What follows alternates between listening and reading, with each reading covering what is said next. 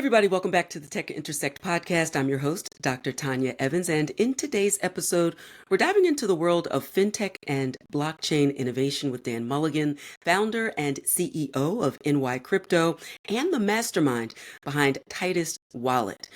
Dan's impressive track record spans over a decade in strategic marketing and operations within the crypto space, and today he's here to discuss TidusDAO, his groundbreaking governance system inspired by ancient Roman decision-making models, and also how Tidus Wallet is revolutionizing the DeFi experience.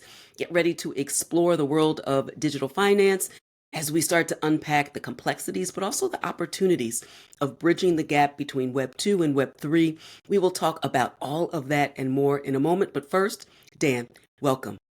Yeah, thank you for having me, Tonya. I'm really excited to kind of get started and tell you a little bit about what I've been working on and whatnot. Amazing. So let's jump into Tidus Wallet. So recently you launched it. Let me say, how do I say it this way?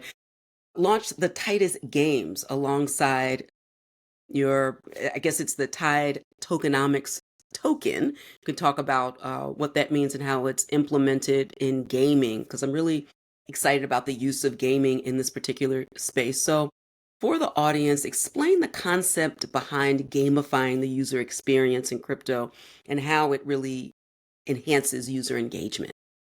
Yeah, so the kind of method behind Titus Games was to reward users in Tide token for things that they were already going to be doing during this market cycle.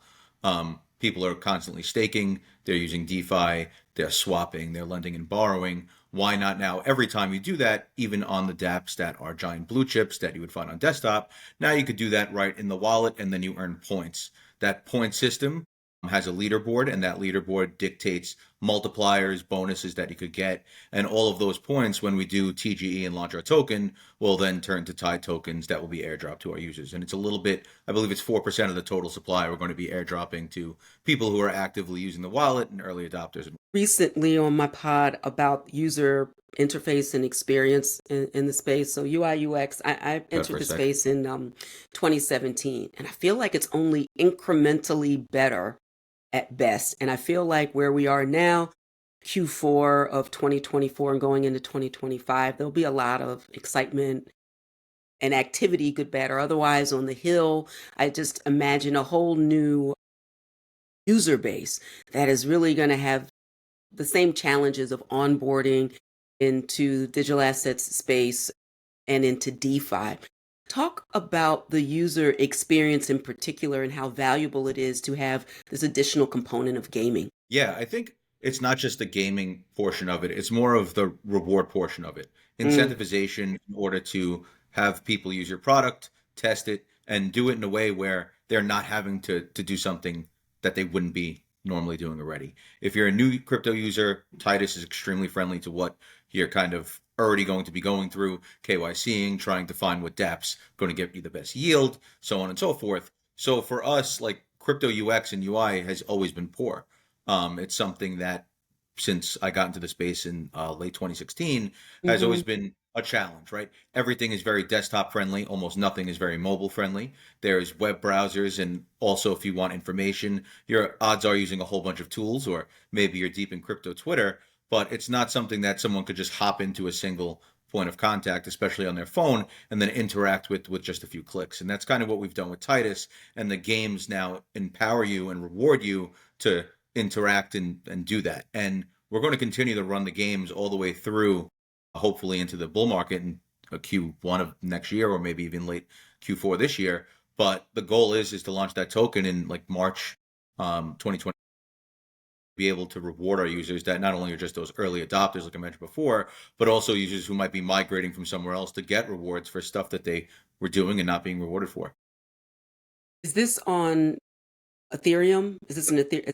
It's any token on any EVM chain, Ethereum, Solana, Bitcoin, and we're also the only mobile wallet that has all of that on the TON network as well. So you could swap, you could stake, you could lend and borrow directly in app without having to use web browsers or really know anything. It'll even allow you to notify yourself to repay those loans if you're doing something like that.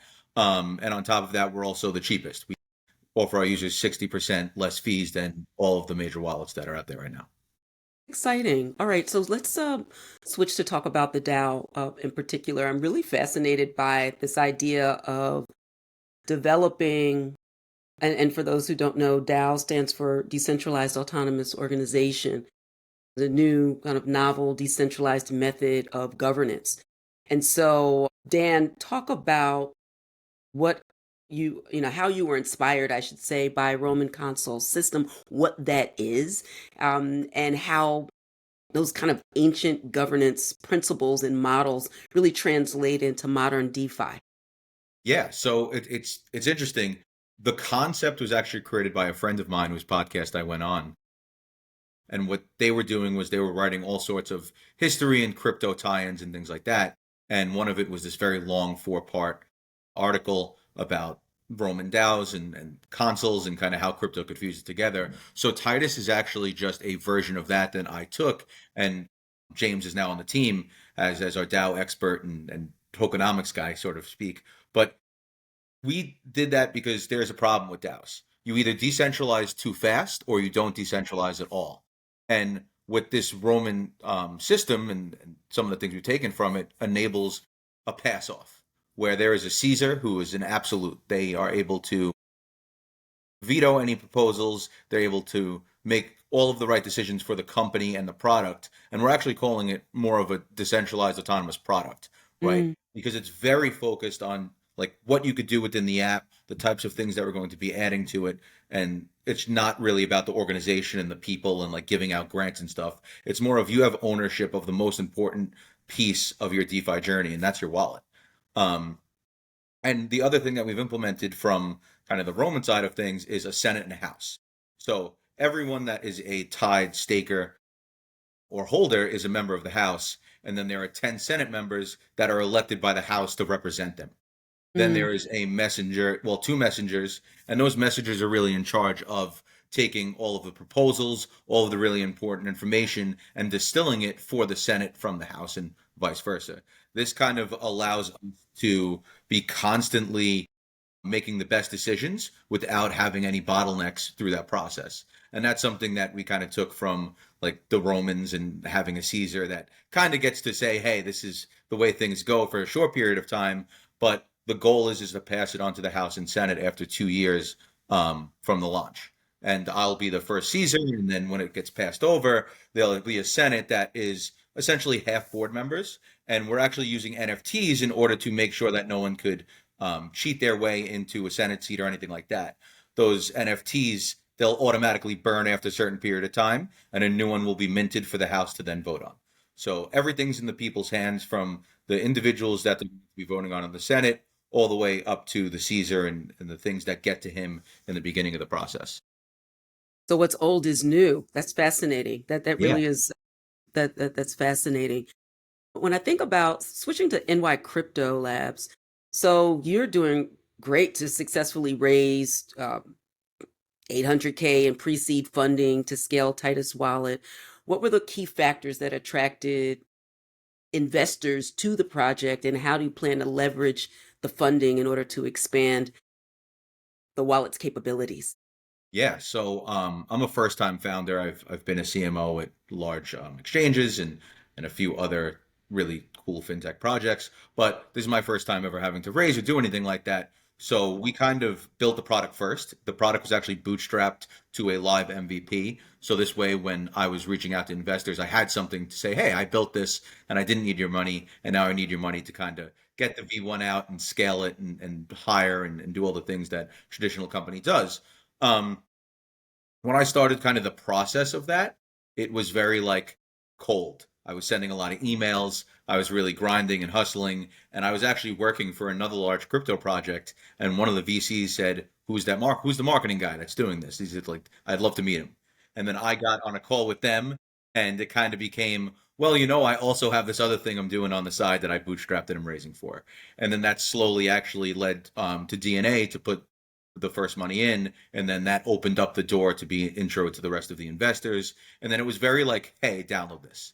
um I was pitching at token 2049 in Dubai, and instead of whipping out a traditional pitch deck or doing anything like that, it was, hey, pop open your phone, download this app, watch how fast it is, And watch out now, it's very easy to use, and you could also learn a little bit from using it. And why would you not want to have everything in one place where you're still completely decentralized? I think we've lost a lot of the decentralization value in crypto as we kind of find our way in the middle, or in some places all the way to the centralization point.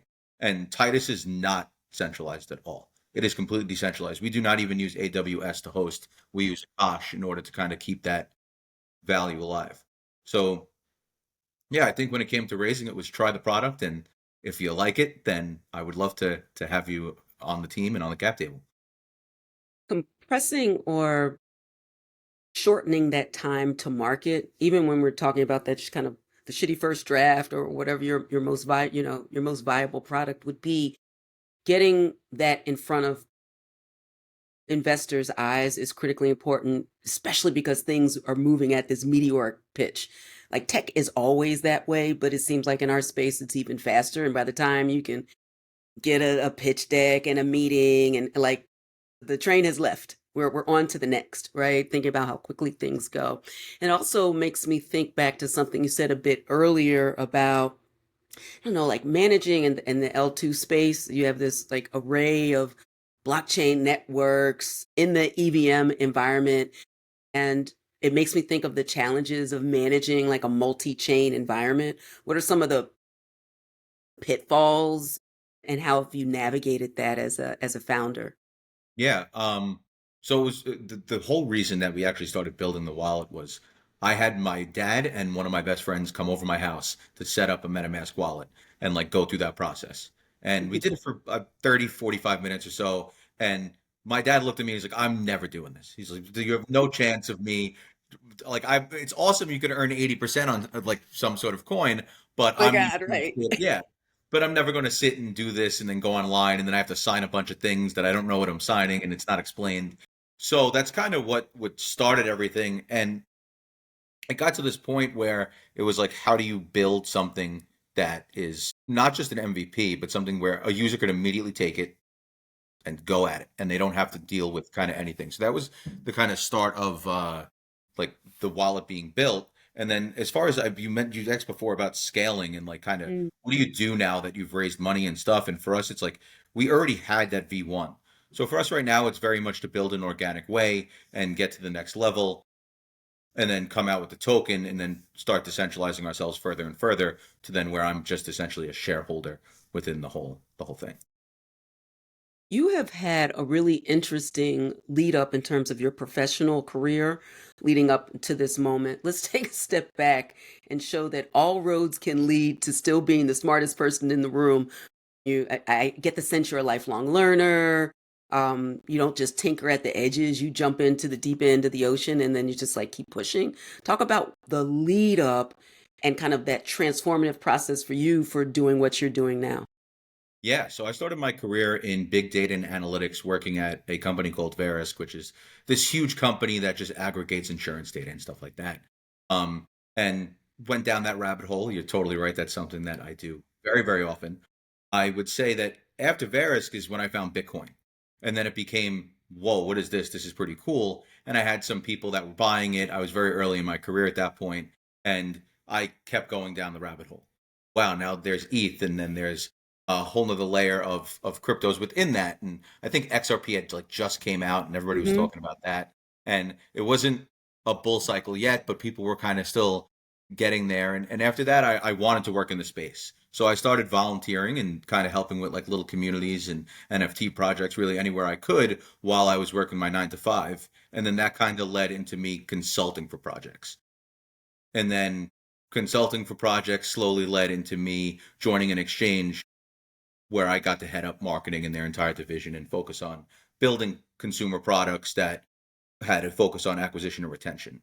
And then it's been my full-time role for the last 6 years has kind of been helping blockchain products in various ways, building my own product and really focusing on marketing operations where in the space it's particularly weak, right? If most crypto projects are advertising to crypto projects, which are just using crypto users and it's the same users in a cycle. So something that I really like to focus on from my history of traditional marketing is like, how do you market this as a brand, and how do you market it in a way where it's not just going to be some sort of pump and dump, where it's a product that's going to get more products and then continue to grow. So yeah, my journey was kind of, I had a friend that in the mailroom basically was like, hey, my dad's buying a lot of Bitcoin and he's usually really good at this stuff. You should check it out.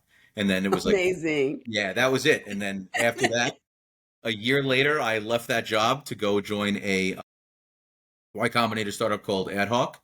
I was Mm. there for a little bit and then immediately full-time crypto, and had the pleasure of meeting some really awesome people. I would say like Mert from Solana and Helios, he tweeted something the other day that really resonated, which is like, if you're building a startup in the crypto space, the chain you're on is also a startup, and the industry itself is also a startup. So that's pretty much as chaotic as it gets.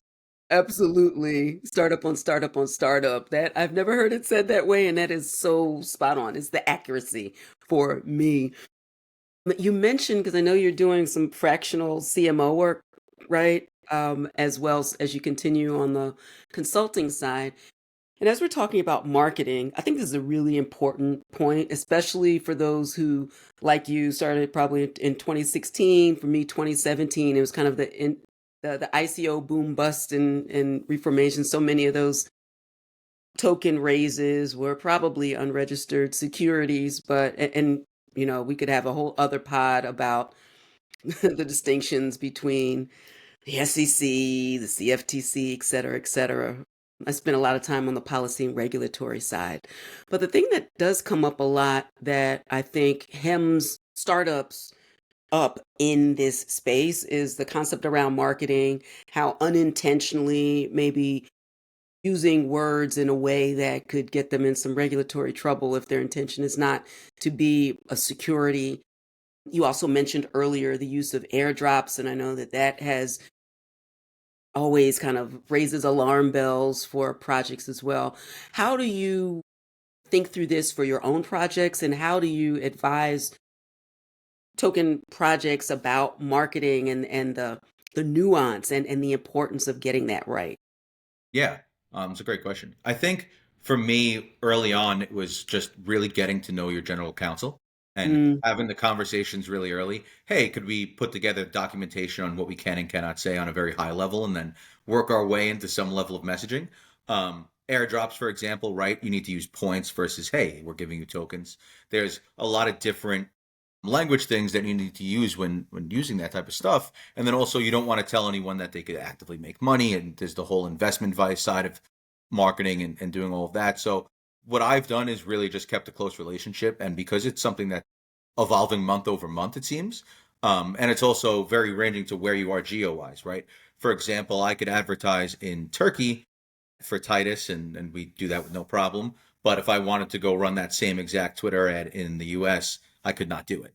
right. And then in certain parts of UK, you need different licenses. So when I talk to a project, that's one of the first things that we put in place when I'm consulting is, hey, if we're going to run paid advertising, here's how we need to do it. We need to be strategic, and we need to do things that are very geo specific, right? If you are in Turkey, you're going to have different messaging than the US, than France, than London, than Dubai and Singapore, and so on and so forth. So building messaging for your audience that's kind of fits the holistic messaging while still talking to your GC and making sure you're very compliant is where I like to do. I think it's okay to tiptoe some lines in some cases. I think some of the rules are just very heavy handed, and like with Hmm. airdrops, the word airdrop is okay, but some people would argue that it's not. Right. So yeah, so that's kind of my whole approach. And then I like to do a blend of really good organic content and paid marketing. So usually have slightly different verbiage and a little bit more strict verbiage on a paid post versus an organic post, where now you're just a brand that's talking, and as long as it's not financial advice, you're usually pretty okay. I think it's a great approach, and so many projects could have used you early on. It was kind of so many people were operating in the space that you don't know that you don't know. I don't think that we did any ourselves any favors here in the United States. Probably early on, I remember saying, this hands-off approach seemed encouraging to me early on. Maybe it was just that the industry and the value of the industry early on in the eyes of regulators and legislators wasn't significant enough to pay attention to while they were secretly kind of working in the background. And then it was like, damn, I think we have to pay attention to this. This is a BFD. And then scrambling, and then, in my humble opinion, kind of using the worst of the industry to justify, in my opinion, overregulation. It's interesting now in the United States that we have two presidential candidates who are, but one is super kind of make Bitcoin great again, the other trying, in my opinion, to distance herself from the current administration while still being a part of it with less than 30 days. In any case, we also have people like ranking member Maxine Waters, who's a complete opponent, who recently has come out and saying we've got to pay attention to these things. However you get here, there's a song by Olita Adams, I don't care how you get here, just get here if you can. I'm going to count it all joy. And so when I think about what's going on in 2025 and beyond, I feel like we have an opportunity to get back to kind of the bipartisan basics of moving forwards in the States. But at the same time, around the world, there are so many other countries who have found a way, even if it's heavy-handed, at least the regulatory environment is clear, the distinction between regulators is clear, or maybe they only have one regulator, which makes it even more easier to go forward.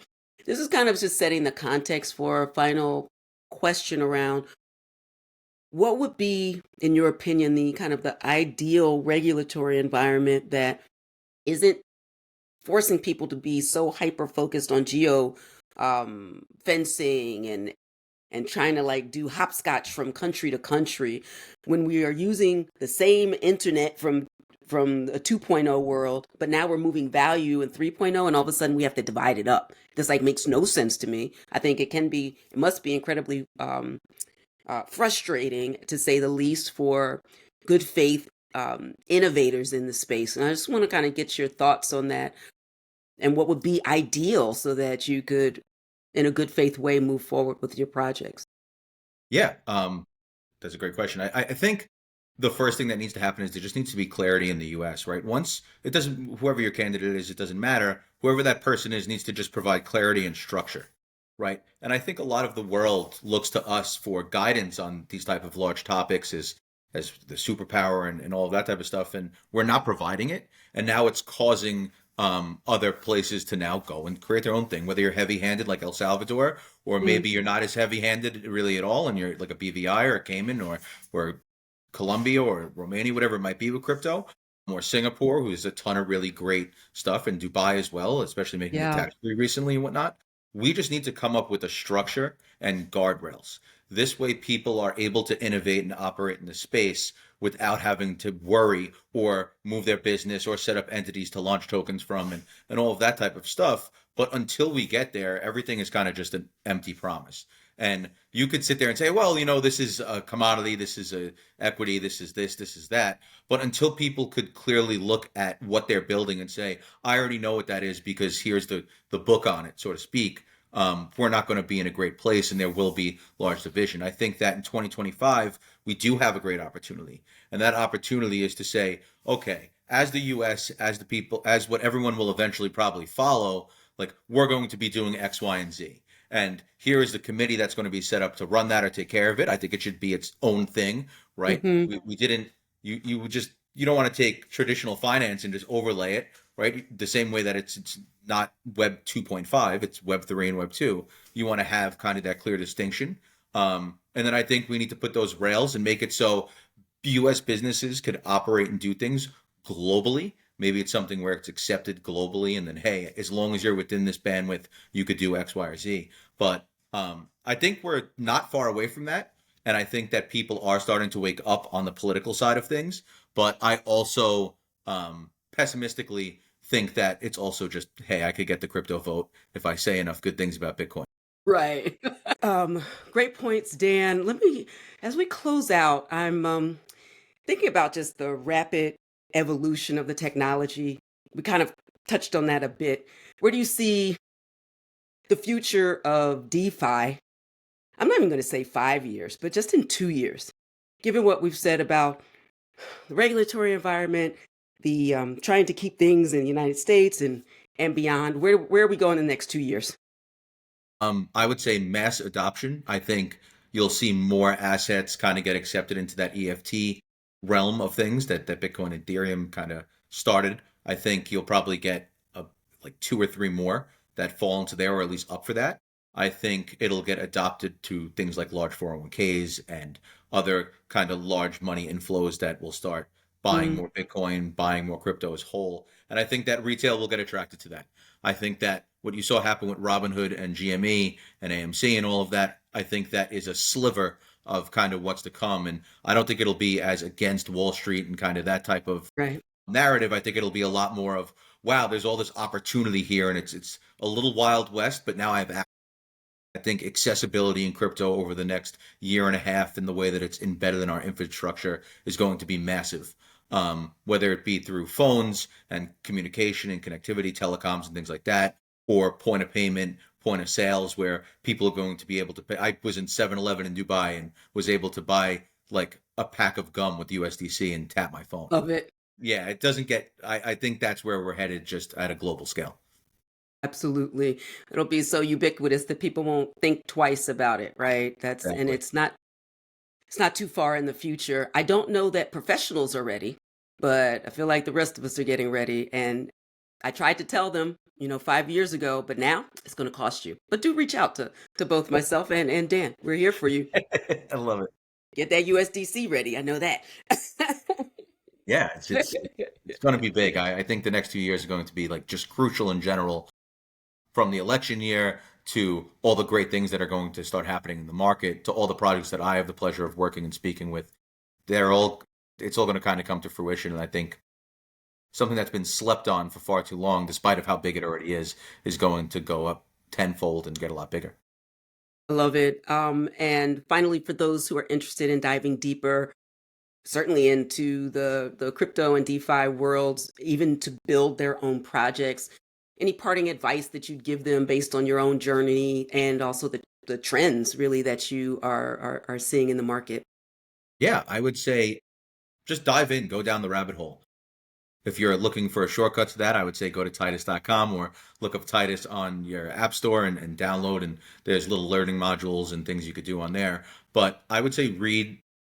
Lots of projects have lots of great documentation. There's plenty of awesome blogs and resources online that you could kind of just dive down that rabbit hole. YouTubers, really educate yourself before you put any money into it, and learn about like what you're investing in and how big it could be. It gets really exciting once you hit that kind of aha moment and you're like, "Oh wow, this is how money works and this is how it could work and these are the different types of things that I could earn from, whether it's your own identity. I know you spoke about that with like Naveen, or Mm, it's your own just advertising data that you want to sell. And there's a lot of opportunity that I think people could get really excited about if they do their research.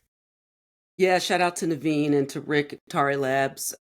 Go back a couple of episodes and you can see or listen to that fantastic conversation around what the folks at Tari Labs have built and about improved user experience along these same lines. I think these two episodes are peas in a proverbial pod, or maybe links in the chain. But did you see what I did right there? Dan, I appreciate you so much. I love this conversation. Welcome to the Tech Intersect family. This is the first, but definitely not the last. I love what you are working on, and I'll make sure to boost the signal. I love it. Really appreciate that. Would love to be on again, hopefully when we're at 1 million downloads and with Let's the go. Robinhood of crypto and whatnot. But yeah, it's been a pleasure and I thank you very much.